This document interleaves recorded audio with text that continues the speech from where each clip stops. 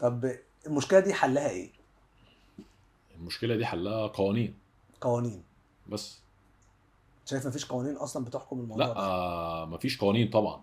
يعني امم. ايه مثلا لعيب يمشي قبل ما القيد ما يقفل مثلا بساعتين ثلاثه او بيوم، والوكيل بتاعه ما يتكلمش مثلا عشان مش عايز يخسر النادي. اه، يعني الوكيل بيخاف اه طبعا بيبدي مصلحه النادي على مصلحه اللعيب. عشان هيدخل لعيبه عشان تانية. مثلا خايف ان النادي ما ياخدش منه لعيبه بعد كده. ايوه، اللي هو يدخل لعيبه تانية. ف امم. فمفيش يعني سواء ان هي محتاجه تنظيم اتحاد الكوره مش اكتر يعني.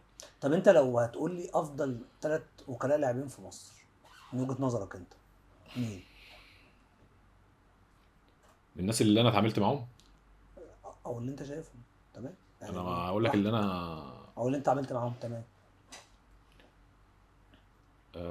عبد الرحمن مجدي طبعا. تمام.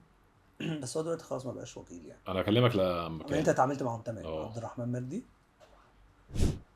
وكابتن كابتن انور. انور شلوف. اه تمام.